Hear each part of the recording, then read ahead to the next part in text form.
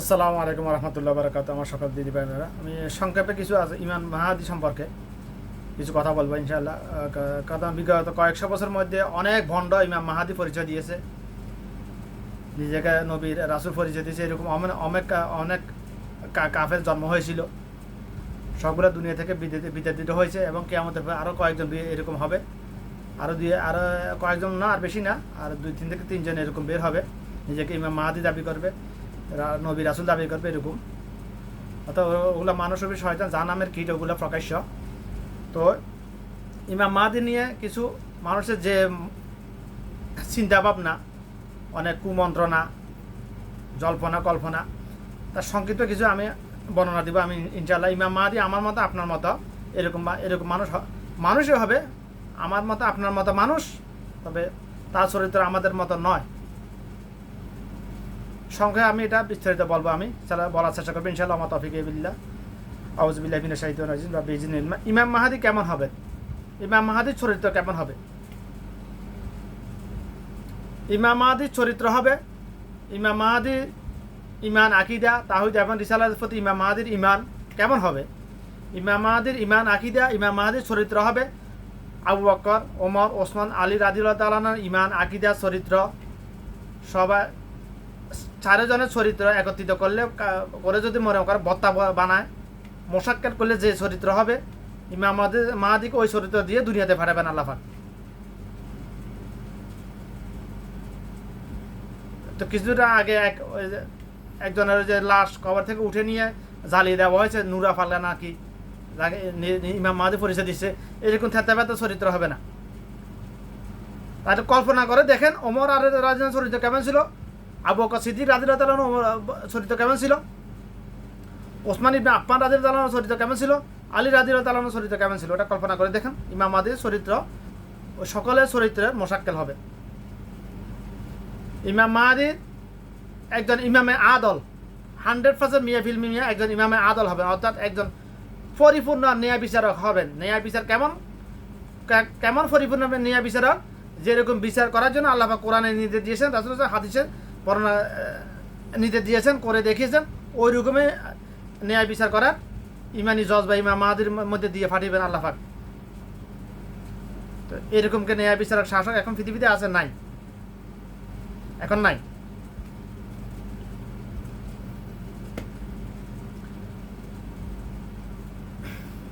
তো এমন একটা প্রশ্ন থাকে, ইমাম মাহাদি কখন আসবে, কেমন হবে? ওটা তো আগে বলে দিয়েছি। ইমাম মাহাদি দেখতে আমাদের মতো মানুষ, আমার আপনার মতো কোনো এক দিনদার মুসলমান মা বাবার ঘরে জন্মগ্রহণ করিবে, হয়তো বা জন্মগ্রহণ করে ফেলেছেন, এরকমও হতে পারে, আল্লাহি আলেম। মানে বিভিন্ন হাদিসের কিয়ামতের আলামত নিয়ে যতগুলো হাদিস বর্ণনা করে রাসূলুল্লাহ সাল্লাল্লাহু আলাইহি ওয়াসাল্লাম, ওগুলোর উপরে অ্যানালাইসিস করলে বোঝা যায়, মানে এমন মনে হয় আমার কাছে ইমাম মাহাদি জন্ম হয়ে গেছে। কারণ ইমাম মাহাদি ইমাম মাহাদি এটার প্রকাশ পাবে, ইমাম মাহাদি বয়স যখন 25 পার হবে, 25 পার হওয়ার পরে কিংবা 40 পার হওয়ার পরে, আল্লাহি আলম, হয়তো বা 25 পার হওয়ার পরে প্রকাশ পাইতে পারে, কিংবা 40 পার হওয়ার আগে প্রকাশ পাইতে পারে, তবে 25-এর আগে প্রকাশ পাবে না। ওনার বয়স 25 হওয়ার আগে প্রকাশ পাবে না যে ইনি ইমাম মাহাদি। এই সূত্র আমি পেয়েছি রাসূলুল্লাহ সাল্লাল্লাহু আলাইহি ওয়াসাল্লামের মানে প্রথম বিবাহের বয়স থেকে। রাসূলুল্লাহ সর্বপ্রথম বিবাহ আমাদের আয়েশা খাদিজা রাদিয়াল্লাহু তাআলা আনহাকে 25 বছর বয়সে বিবাহ করেছিলেন। অর্থাৎ একজন পুরুষ 25 বছর বয়স পর্যন্ত তার পুরো ব্যালেন্স সঠিক পর্যায়ে আসে না, তার গ্রোথ হরমোন থাকে। গ্রোথ হরমোন বন্ধ হওয়ার পরেই আল্লাহ পৃথিবীতে যত নবী রাসূল পাঠিয়েছেন তাদেরকে নবুয়ত দিয়েছেন, বেশিরভাগ নবী রাসূলকে 40-এর পরে। তো এটার পিছনে অনেকগুলো কারণ আছে, কেন গ্রোথ হরমোন বন্ধ হওয়ার পরে নবুয়ত দিয়েছেন, কেন গ্রোথ হরমোন বন্ধ হওয়ার পর ইমাম মাহাদিকে বেলা ইমাম মাহাদি এটা প্রকাশ পাবে। এটা ব্যাখ্যা দিতে গেলে অনেক সময় লাগবে, ওইদিকে আমি আজকে গেলাম না, ইনশাআল্লাহ মা তৌফিকিল্লাহ অন্য আরেকদিন কথা বলবে নিয়ে। তো ইমাম মাহাদি নিয়ে সংক্ষিপ্ত মানে সূত্র দিতেছি আমি কয়েকটা, যাতে মানুষ ভুলভাল উল্টাপাল্টা চিন্তা না করে, যাতে ভবিষ্যতে কেউ নিজেকে ইমাম মাহাদি দাবি করলে তাকে প্রতিহত করতে পারে, এই জন্য। তো আমি যে কথাগুলো বলেছি এগুলো অনেকগুলো হাদিসের সারাংশ বলতেছি আমি এখানে। কিয়ামতের যতগুলো আলামত রাসূলুল্লাহ সাল্লাল্লাহু আলাইহি ওয়াসাল্লাম বর্ণনা করেছেন তার মধ্যে 90% আলামত পৃথিবীতে বিরাজমান চলতেছে। 90% আলামত চলতেছে পৃথিবীতে। এটা লিস্ট করতে অনেক সময় লাগে, লিস্টটা আমি করেছিলাম, পরিপূর্ণ লিস্ট হয় না এখন, এই জন্য প্রকাশ করতেছি না আমি। যতটুকু আলেম আল্লাহ পাক আমাকে এ পর্যন্ত দিয়েছে, যতগুলো হাদিস সম্বন্ধে আমি জানি সেটা আমি উল্লেখ করবো ইনশাআল্লাহ অন্য কোনো একদিন। তো ইমাম মাহাদি এটা প্রকাশ পাওয়ার কয়েক মাস কিংবা কয়েক বছর পরে দজ্জালের আবির্ভাব হবে আল্লাহ পাকের নির্দেশে। আল্লাহ পাকের সৃষ্ট দজ্জাল কিন্তু দুই প্রকার। এক, আল্লাহ পাকের সৃষ্ট দজ্জাল, যে পূর্বের ভারত উপমহাসাগর কোনো এক দ্বীপের মধ্যে আল্লাহ পাক তাকে বন্দী করে রেখে অদৃশ্য অবস্থায় রেখেছেন, মানুষের চক্ষুর আড়ালে আছে। এই অন্তঃচক্ষুতে দেখার মতো কুদরত না এখন, তাকে আল্লাহ পাক তাকে অদৃশ্য পর্দা দিয়ে তাকে অদৃশ্য করে রেখেছেন দজ্জাল কিন্তু আল্লাহ পাকের সৃষ্ট, আমাদের মতো মানুষের মতো হয় দেখতে, তবে মানুষের চাইতে আমাদের চাইতে কয়েক গুণ বেশি শক্তিশালী হবে দজ্জাল। এটা হচ্ছে দজ্জালের একটা সূত্র বলতাম আমি, একটা নমুনা বললাম কেমন হবে দজ্জাল। তো তবে দেখতে আমাদের মতো মানুষে, এক চোখ কানা, কপালে লেখে থাকবে কাফের। যারা জাহান্নামী তারা এই কাফের এটা পড়তে পারবে না, তারা পড়বে এটা অন্য শব্দ। তো দজ্জালের আবির্ভাবের পরে দজ্জাল দুনিয়াতে বিরাজমান করবে, বিচরণ করবে 40 দিন বিরাজমান করবে। আমি আজকে দজ্জালের আলোচনা করতেছি না। তো 40 দিন বিরাজমান করবে। 40 দিনের বিরাজমান করার অর্থাৎ শেষ কয়েকদিনের মধ্যে আল্লাহ পাকের নির্দেশে 2 জন ফেরেশতার উপর বর করে ঈসা আলাইহিস সালাম দুনিয়াতে অবতরণ করবে উম্মতে মুহাম্মাদিয়া, রাসূল সাল্লাল্লাহু আলাইহি ওয়াসাল্লামের উম্মত হিসেবে, নবী রাসূল হিসেবে নয়, রাসূলুল্লাহ সাল্লাল্লাহু আলাইহি ওয়াসাল্লাম উম্মত হিসেবে ঈসা আলাইহিস সালাম দুনিয়াতে অবতরণ করবে বাইতুল মুকাদ্দাসের মিম্বারের উপর, গম্বুজের উপর। ওখান থেকে সিঁড়ি দিয়ে নিচে নেমে আসবে আল্লাহ পাকের পুত্র। দেখুন, সপ্তম আসমান থেকে কোনো সিঁড়ি ছাড়া ওখানে বাইতুল মুকাদ্দাসের গম্বুজের উপর এনে দিতে পেরেছে, কিন্তু ওখান থেকে সিঁড়ি ছাড়া নামতে পারবে না। তখন শিক্ষা দিয়ে বলে সিঁড়ি নিয়ে আসো, সিঁড়ি নিয়ে তো রক্কাব দারাজ বিশাল ইঞ্জিল। এটা হচ্ছে সংক্ষিপ্ত বিবরণী ইমাম মাহাদি নিয়ে। আমার উদ্দেশ্য হচ্ছে ইমাম মাহাদি যাতে ভুলভাল চিন্তা ভাবনা কেউ না করে।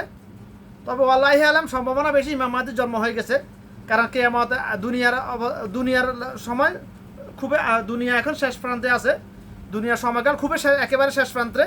কিয়ামত আর 1000 বছর নাই, সম্ভাবনা খুবই বেশি আমাদের আর 500-1000 বছর নাই। কারণ আল্লাহ রাসূল সাল্লাল্লাহু আলাইহি ওয়াসাল্লাম বলেছেন, আমার আগমন আর কিয়ামত এতটুকু নিকটে। এই 2টা আঙ্গুলে এখানে কতটুকু ফাঁক আছে মনে করেন, 1 মিলি ফাঁকও নাই, এতটুকু নিকটে। কিয়ামতের সবচেয়ে বড় আলামত, কিয়ামতের যতগুলো আলামত আছে, 100টা আলামত হোক আর 200টা হোক 500টা হোক, যতগুলো আলামত আছে তার মধ্যে সবচেয়ে বড় আলামত হচ্ছে, রকম ওয়াহিদ আলামত হচ্ছে রাসূলুল্লাহ সাল্লাল্লাহু আলাইহি ওয়াসাল্লামের আগমন এবং রফাত। অর্থাৎ দুনিয়াতে রাসূল সাল্লাল্লাহু আলাইহি ওয়াসাল্লামের আগমন, নবুয়ত খাতামে নাবিয়্যিন, অর্থাৎ আখেরি জামানার উম্মত, আখেরি নবী, অর্থাৎ নবুয়তের সিলমোহর মেরে দিয়েছেন যে রাসূলকে দিয়ে আল্লাহ পাক, অর্থাৎ মুহাম্মদ সাল্লাল্লাহু আলাইহি ওয়াসাল্লাম দুনিয়াতে আগমন এবং দুনিয়া থেকে চলে যায় মৃত্যু। তার মৃত্যু হলো সবচেয়ে বড় আলামত। অন্য হাদিসে রাসূল সাল্লাল্লাহু আলাইহি ওয়াসাল্লাম বলেছেন, যখন আল্লাহ মেরাজের রাতে রাসূল সাল্লাল্লাহু আলাইহি ওয়াসাল্লাম আল্লাহ পাক জান্নাত জাহান্নাম ঘুরে দেখিয়েছেন, তখন ইসরাফিল আলাইহিস সালামের সামনে যখন গিয়েছেন, লম্বা ঘটনা, ইসরাফিল আলাইহিস সালাম সিংহকে আল্লাহ পাক সৃষ্টি করেন শুধুমাত্র 2বার সিংহে ফুঁক দেওয়ার জন্য, 2টা ফুঁক দেওয়ার জন্য। এক ফুঁকে কিয়ামত হবে, পৃথিবী ধ্বংস হয়ে যাবে, আর এক ফুঁকে পুনরুত্থান হবে হাসরের দিনের জন্য, হিসাব নিকাশের জন্য। আল্লাহর সামনে দণ্ডায়মান হবে সবাই, ঘুম থেকে জাগ্রত হবে, কবরবাসী সবাই উঠে যাবে, যেখানে মাটির সাথে মিশে গেছে ওইখান থেকে উঠে যাবে। তো ইসরাফিল আলাইহিস সালাম মুখে সিংহে ফুঁক দিছে সেদিন যেদিন রাসূল সাল্লাল্লাহু আলাইহি ওয়াসাল্লামের জন্ম হয়েছে, যেদিন রাসূল সাল্লাল্লাহু আলাইহি ওয়াসাল্লামের আগমন হয়েছে দুনিয়াতে, সেই দিন ইসরাফিল আলাইহিস সালাম মুখে সিংহে নিয়ে অপেক্ষা করতেছে আল্লাহ পাকের নির্দেশের, কেয়ামত গঠিত হওয়ার জন্য কখন নির্দেশ দিবে। এর সূত্রে যেটা প্রমাণ করে কেয়ামত সবচেয়ে বড় আলামত হচ্ছে রাসূল সাল্লাল্লাহু আলাইহি ওয়াসাল্লামের আগমন। প্রায় 1400 কত বছর, প্রায় 1500 বছর আগে কেয়ামতের আলামত শুরু হয়ে গেছে। কেয়ামতের সবচেয়ে বড় আলামতটা শুরু হয়ে গেছে প্রায় 1500 বছর থেকে একটু বেশি, প্রায় 1510 বছর আগে কেয়ামতের আলামতগুলো শুরু হয়ে গেছে। তবে কেয়ামতের সবচেয়ে নিকটবর্তী যে আলামতগুলো, এগুলো হচ্ছে এখন যে আলামতগুলো চলছে, এগুলো হচ্ছে কেয়ামতের সবচেয়ে নিকটবর্তী আলামত। তো নিকটবর্তী যে আলামতগুলোর রাসূল সাল্লাল্লাহু আলাইহি ওয়াসাল্লাম বর্ণনা করে গেছেন যে কয়টা বাকি আছে, এগুলার প্লাস মাইনাস যোগ বিয়োগ করলে বোঝা যায় কিয়ামতের আর 1000 বছর নাই, 500 বছরও নাই। বাকিটাও আল্লাহই আলেম, কারণ নির্দিষ্ট সময়কার কেউ বলতে পারবে না, আল্লাহ ছাড়া একমাত্র। পৃথিবীর কোনো নবী রাসূলও জানতেন না এটা। তবে সম্ভাবনা খুবই বেশি কিয়ামত আর 500-1000 বছর নাই, আগামী 150-200 বছরের মধ্যে কিয়ামত হয়ে যাওয়ার সম্ভাবনা খুবই বেশি। বাকিটাও আল্লাহই আলেম। 100% নিশ্চিত কেউ বললে তার ইমান চলে যাবে, বলতে পারবে না কেউ। অনুমান করে আল্লাহর উপর ছেড়ে দিতে হবে। তবে সম্ভাবনা খুবই বেশি আগামী পৃথিবী অবস্থা কিয়ামতের খুবই সন্নিকটে। পৃথিবীর মেয়াদকাল খুবই সীমিত আছে অবস্থায় আছে। পৃথিবীর মেয়াদকাল একেবারে শেষ পর্যায়ে, লাইফ টাইম একেবারে শেষ পর্যায়ে পৃথিবীর, আমাদের না, মানুষের না, পৃথিবীর লাইফ টাইম একেবারে শেষ পর্যায়ে এক্সপায়ার।